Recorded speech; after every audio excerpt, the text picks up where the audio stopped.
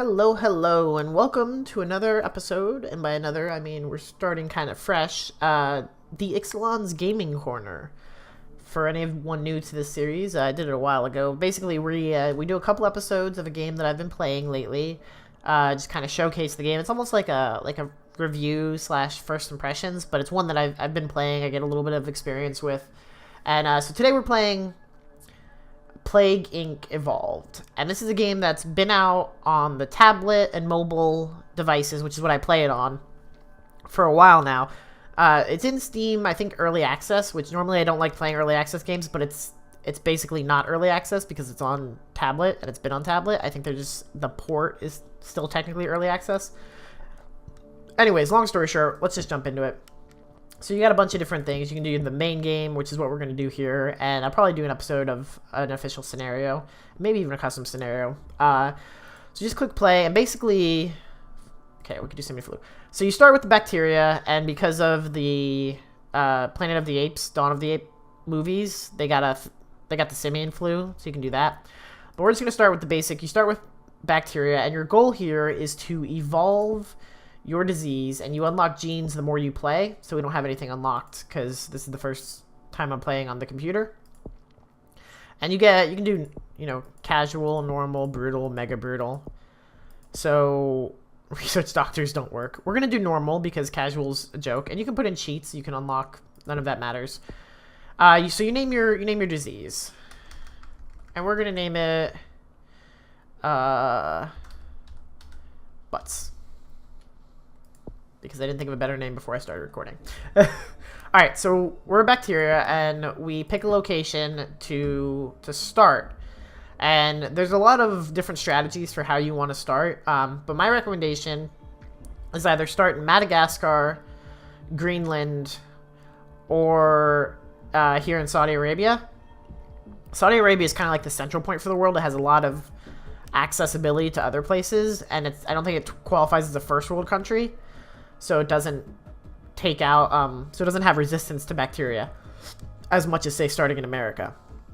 The other reasons to start in Madagascar and Greenland are because you can only get to these places via boat, and they'll shut down their borders pretty effectively. So we're going to do my standard strategy here. We're going to start with Madagascar, click play. Our disease, butts, begins in Madagascar. So it's infected its first human, and you can see down here in this bottom left corner, there's our DNA points, and that'll go up as it evolves. And so we have different speeds here. You can pause the game, you can move through 3, and you click these bubbles to get more DNA points to evolve. And so this is kind of your main overview. It gives you your start date, very basic things. You go to transmission, and this affects how you transmit your disease through the world. Then you have symptoms. You can develop symptoms, and your disease can mutate on its own and develop these things on its own. Well, symptoms. I don't think it ever develops abilities or transmissions on its own. And then you can research the world, where it shows you what percentage of the world is infected. So we got 2 people infected in Madagascar. It shows you how many countries are left to infect, how many ports are open, how many airports are open, how many are closed, roadways, because they will close their land borders as well. Although that's not really a big concern because you can get let's go back to the transmission. You can get birds, rodents, mosquitoes, blood transmission. So you can transmit the disease a lot of different ways. We're going to try to, since we started in Madagascar, we're going to transmit it over water. This way, pathogens can survive outside the body in fresh, warm water, increase infectivity, especially in humid environments, and ship transmission.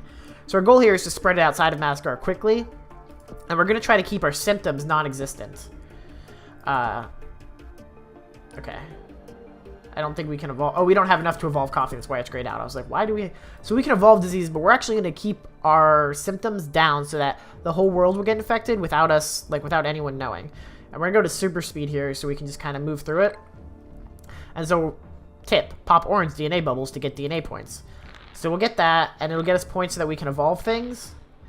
And what we'll do here is we'll go to transmission, and we'll get C, as I explained. And then we'll eventually get air, and in the middle here is an airborne plague that'll just totally wreck the world, which is kind of our goal here. So butts is spreading. It spreads from person to person. You can click on the country and see how many are infected down here in the bottom left corner. And it spreads pretty quickly, which is nice. You can also hit spacebar just to pause and go back to where you're going. And once we have enough DNA points, whoa, what just happened? Did we spread to another country that I wasn't paying attention to? I totally accidentally skipped that. So we'll get airborne. So now we can get, once we get out of Madagascar, we can also travel by airship until they get better than us, which I don't think the world is, I don't think the world's really ready. Okay, we're still in our place. Up here in the upper left is the news, and you can kind of drop down and see what, so Butts begins, global recession to end soon, yo-yo attacks become more common, first public chicken crossing declared in Peru, insurgency continues in the Middle East. So you have kind of these basic things. And there's a lot of like references and funny little updates here, like coastal cities face rapid increase in whatever. Politicians confirm that political short-sightedness and self-interest may result in the total breakup of the euro, which is pretty nice. One thing you can do is, I think, yeah, in the options, you can turn off these extra pop-ups, and stuff like that won't pop up. It'll only pause the game when important things happen. So you can do that so that you can just kind of play the game and see coastal cities face rapid increase. So we spread into South America now, and you can see that we've got 7 people infected and we're getting DNA points. So we'll pause, and we need actually 17 to get our second stage of water. That's what we're gonna do. So we just gotta wait and kind of watch. We don't have anything in Botswana yet, but it'll slowly spread in there as people get infected.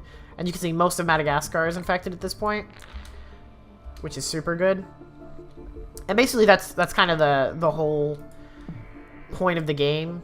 We've actually managed to transfer over to Australia, and the goal is make a plague and kill the planet. It's not the most complex game, but it's actually a pretty good strategy game. I think when you get into like normal, when you get past normal difficulty, it probably gets a little more difficult to do what I'm doing. And as you used, like you saw at the beginning, there was bacteria, and there's viruses, and there's like nanomachines, and so there's a bunch of different things, and they change the game a little bit differently each time so that you get some replayability. I think with basic bacteria, it's this strategy. So you see we evolved anemia, symptom mutated. So we're going to pause, and we're actually going to go in and unevolve that.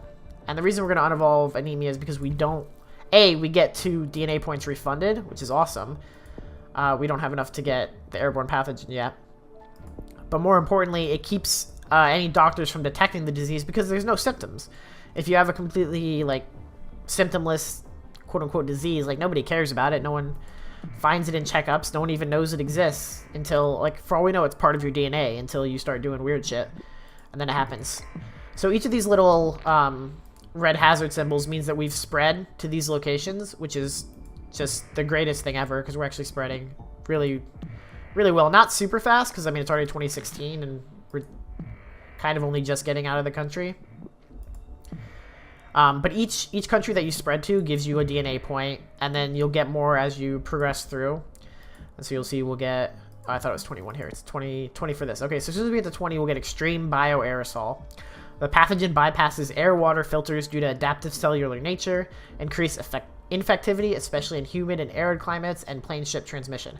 So you have your 3 stats down here: infectivity, severity, and lethality. Obviously your goal is to get this lethal and kill everyone, but really we're just trying to infect the world first. That's our first ability. And we'll probably need some drug resistance and bacterial resistance later, but I think we're going to try to just go with our infection route the most and kind of steamroll through the world. I don't think they'll see us coming. So now we're actually in Canada, which is amazing. I didn't actually think we'd get to Canada as quickly as we did. We're like becoming widespread. Okay, now we gotta pause to click all these things. We got a bunch of. That is the one quote unquote downside to super speed, is it takes you a little bit longer you have to pause to get all your things. But you can see like Argentina here has 9 million, and you can actually click on this little thing to see Argentina's total population. So 15% of Argentina is currently infected. And like obviously there's Chile here, and they're just including it as part of Argentina. They make it doesn't have every country on the planet, but it's decent. And over here, so this is the country's layout, and you can go country by country. And it tells you their status, business as usual, because they don't even know they're infected. And it'll show the government levels of how they've reacted to the disease, along with how much money they're putting towards researching a cure. You're healthy versus infected versus how many you've killed. Obviously, we haven't killed any yet. So I mean, there's a lot to, I wouldn't say a lot, but there's a decent amount to track. Especially if you play the whole game on hyperspeed like we're currently playing. Just to keep it reasonable, to keep down, like, downtimes. So severe storms strike the Baltic states, which means that people are going to be dead. So if we go to the overall world view... Oh, really? No one died in that? That's kind of impressive. And at least in the mobile game, so maybe that's not true here. When disasters strike the world, people will be dead. Like, it'll kill people. I don't know if that's the case or not here. I feel like it should be. But we'll just continue to spread. The London Olympics mystery. So here's one thing that you can do. When you get the London Olympics mystery, you can kind of focus, and you'll see we have a bunch of different things. And so going through, like, blue, I think, are bad for you. Or they're just, like, funny or something. I don't know. The gray ones are just neutral. They don't do anything, like disrespectful funeral goer forgot to press X. Japan avoids fiscal meltdown. Like, none of that really infects your impact. Oh, I guess orange are good for you because severe storm strikes the Baltic states. It usually impacts their ability to fund a cure or heal people. You know, the medical costs go down, etc., etc. The London Olympics means that if you can get London infected or get countries that are going to the Olympics infected and make it, like, pretty good transmittable, when the London Olympics happen, you'll be able to transfer the disease to a lot of other countries. It'll basically, like, skyrocket you into the world. And I didn't even pay attention to the fact that we were getting all these disease points. But we're gonna grab bacterial and drug resistance, and we're also gonna decrease future research speed, so when they start searching for a cure, they won't be able to get to us. That's kind of our goal. And we'll just continue to hopefully infect the rest of the world. And you can see, like, China is is that like 50% infected? Oh, China's totally infected. They only had 1.4 billion? I thought they had more than that. What about India? Oh, India's fully infected too. So our problems really are these first world countries like the US. But we have so many DNA points that we can evolve some resistance and reduce their future research speed. And then because we started Madagascar, which is very humid, we should probably grab cold resistance. That way we'll be able to spread through Canada and Greenland as we get there much faster. Alright, so they gave us anemia again because they're like, dude, you should be anemic. Like, that's how this world works. We're going to de-evolve that. Sometimes it feels a little, like, cheesy to do it, but I mean, it's a very basic strategy because you're trying... If you don't de-evolve your symptoms, the world notices you, and then they start very slowly researching a cure. But the more you spread your infection, the faster they'll research the cure. And then you have to start killing people. And when you start killing people, you can't get into Greenland because it takes so freaking long, and the disease spreads so slowly. So there's pros and cons to it. But like when you play as a virus, it costs you DNA points to de-evolve people instead of gaining you DNA points. So there's pros and cons to that. So you can see the infection spread here in Sweden. You can see, like, them slowly become infected. We've definitely got almost all of Canada, which is good. Greenland's really our holdout. This is the core focus. As soon as Greenland is fully infected, we'll be able to start killing the world. We don't want cysts. As cool as cysts sound, is a wonderful way to spread our disease and murder people. Kazakhstan, Central Africa is almost done. So yeah, our last holdout here is Greenland. And then you usually get a pop-up when the final person is infected and there's no healthy people in the world. And so we should see that in a moment here. Pop up and say, hey, there's no healthy people in the world. And that's when you know it's time to strike. Get in there, murder some people. Do some assassinations. And let's actually pop into the world. Yeah, so there's no healthy people. Okay, so they didn't pop up with our alert, which is kind of weird. But that's okay. We'll start our death strategy here. So one thing I like to do is I go from coughing and into sneezing, which, you know, makes sense, into immune suppression, and then just total organ failure, right? Because that's how it works. First you cough, then you sneeze, then your immune system kind of fails, and then all your organs shut down and you die. We'll also go insomnia, and I like insomnia because you can get to paranoia, and then you can get to seizures, which can also kill you. But paranoia actually reduces the likelihood that scientists will collaborate between people to actually get funding and cure your disease. So this is now, since we have symptoms, people have started noticing. They're like, oh crap, there's a new disease. We're going to call it butts. And then Zimbabwe has the first death. And now you can just see the death toll skyrocket. And there are no healthy people in the world, which you already knew. So they just delayed telling us that. Usually they tell us that sooner, but now you'll see people will start to shut down their borders. New Zealand will shut down its borders. We've developed coma as a symptom, which is freaking amazing. I'm totally okay with people going into comas and dying from total organ failure. So now the whole world is focused on researching. And normally it's a slow progression, like, you know, you'll have a symptom, and then they'll recognize you, and they'll start developing a cure, like 1 or 2 countries, and then they'll start building up, and it'll kind of happen. But since we totally snuck in under the radar and infected everyone, and this just mutated into like this alien death plague, they don't really have a funding. And you'll see down here in the right, there's this 32%. The world is researching a cure. So what we can do here is go into our abilities, and we can reshuffle our genes, which will slow them down, and we can actually do it twice, which will actually set them back as soon as we start playing. It should jump them back, okay, to 25%. And so you can see this, the red is now black. We are killing more people. We are basically wiping the world out.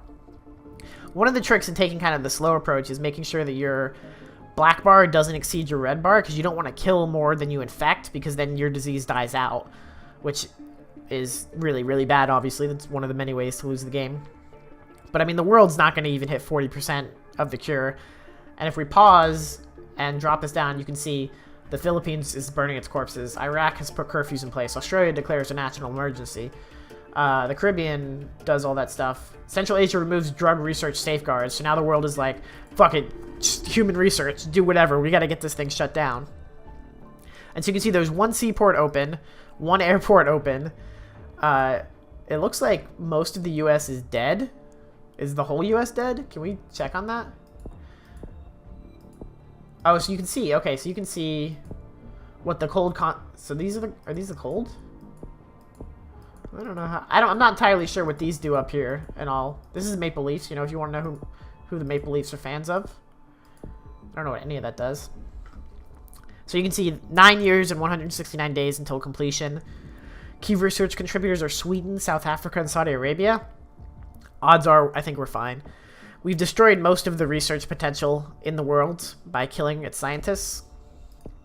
If we go into, you can see our graph screen, like, this is how they became healthy. And then they became unhealthy. And then they started dying. It's really how it worked. And I mean, that's unfortunately what the world did to it.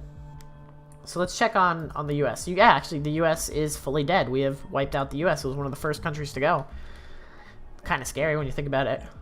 You couldn't survive the disease, butts. The butts have taken you all. Oh, we'll get a few little extra bars.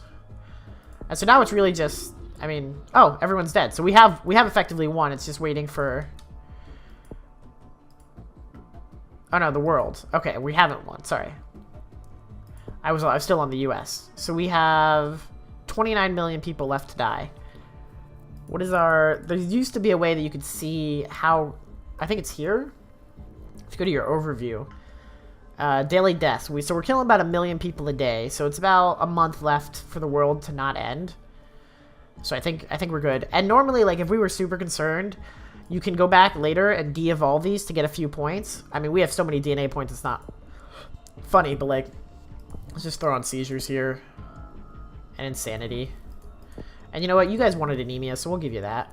So you can just add, you can go in and once you've infected everyone, you can take out your infectivity because it doesn't matter. Everyone's infected.